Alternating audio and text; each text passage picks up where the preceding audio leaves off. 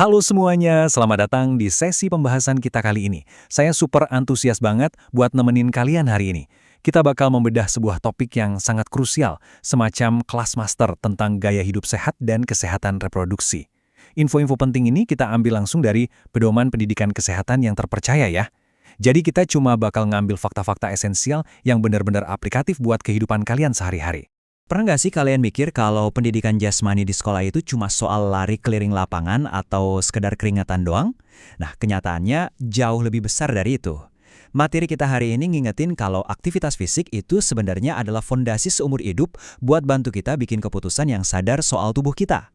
Rutin bergerak itu ibarat ngebangun benteng pertahanan tubuh dari awal, sekaligus ngebentuk karakter kita supaya lebih mandiri dan tangguh. Oke, sekarang mari kita bahas inti pertanyaannya. Kenapa sih kalian, para generasi muda ini, wajib banget paham soal penyakit menular seksual, atau yang sering kita singkat PMS? Mungkin ada yang mikir, itu kan urusan anti kalau udah gede. Jangan salah. Justru berdasarkan pedoman kesehatan kita, pemahaman sejak dini ini adalah kunci utama buat pencegahan. Pengetahuan yang kalian punya sekarang, itu ibarat perisai paling ampuh untuk melindungi masa depan kalian sendiri. Buat hari ini dia peta jalan kita. Kita bakal mulai dari mengenal apa itu PMS, lalu melihat 4 faktor penyebarannya, langkah melindungi diri sendiri, cara melindungi orang lain, dan pastinya gimana caranya kalian bisa jadi agen perubahan kesehatan. Langsung aja kita masuk ke bagian pertama, mengenal penyakit menular seksual. Nah, dari data medis yang kita bedah, kondisi ini ternyata dibagi jadi 2 kelompok besar. Pertama, ada yang namanya PMS klasik. Ini penyakit yang gejalanya cuma muncul dan terlokalisasi di area reproduksi aja, kayak sifilis, gonore, atau klamidia. Terus yang kedua, ada PMS non-klasik. Ini yang sering banget bikin kaget, soalnya dampaknya bisa sampai keluar area kelamin, bahkan bisa menyerang sistem imun kita, padahal penularan utamanya tetap lewat kontak seksual. Contohnya, herpes, hepatitis, dan pastinya HIV atau AIDS. Memahami bedanya 2 kelompok ini tuh penting banget, biar kita nggak ngeremehin gejala sekecil apapun di tubuh kita. Sekarang kita lanjut ke bagian kedua, 4 faktor penyebaran penyakit. Pernah kepikiran nggak sih, gimana penyakit-penyakit tadi bisa nyebar luas? Data nunjukin kalau kelompok usia produktif itu justru yang paling rentan terpapar. Kok bisa? Sumber kita membaginya jadi 4 faktor utama. Pertama, faktor dasar, kayak perilaku berganti-ganti pasangan. Terus yang kedua, faktor medis. Ironisnya, ini termasuk orang-orang yang terlalu gampangin risiko penyakit karena mikir metode pengobatan sekarang udah serba gampang dan instan. Ketiga, faktor sosial yang dipicu sama mobilitas penduduk yang tinggi plus kurangnya edukasi publik. Dan yang terakhir, faktor norma dan agama alias mulai lunturnya pegangan terhadap nilai-nilai yang ada di masyarakat kita. Kita masuk ke bagian ketiga, langkah melindungi diri. Coba perhatiin deh, ini hal yang paling menarik dari pembahasan kita. Bercermin. Tapi ini bukan tentang sekedar ngelihat penampilan ya.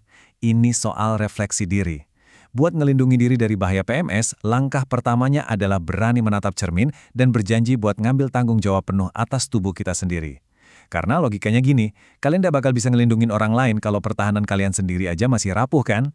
Nah, janji di depan cermin tadi, di dunia kesehatan itu diwujudkan lewat satu konsep yang powerful banget, PHBS, atau perilaku hidup bersih dan sehat.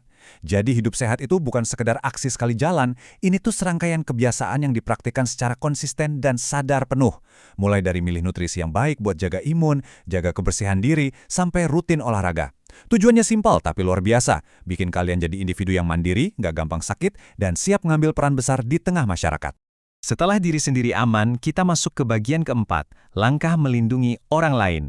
Melindungi diri sendiri itu otomatis bakal mancing semangat gotong royong buat ngejaga lingkungan sekitar.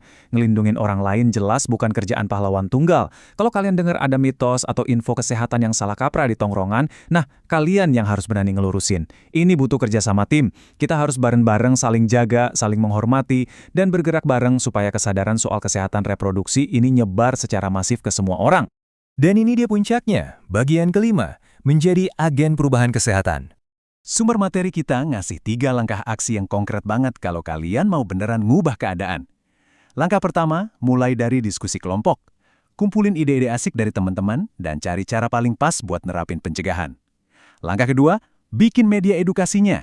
Jangan biarin informasinya kaku. Ubah jadi infografis atau slide presentasi yang visualnya memikat dan gampang dicerna. Dan langkah ketiga, share ke publik. Lakukan tindakan promosi ke lingkungan yang lebih luas. Dengan lakuin 3 hal ini, kalian bukan cuma sekedar pendengar, kalian baru aja jadi agen perubahan kesehatan yang sesungguhnya. Sebagai penutup, ada satu pesan mutlak yang secara konsisten disoroti oleh literatur pedoman kita.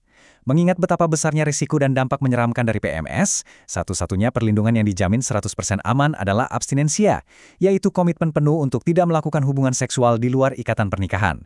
Kesadaran inilah yang jadi inti dari pola hidup protektif sejati.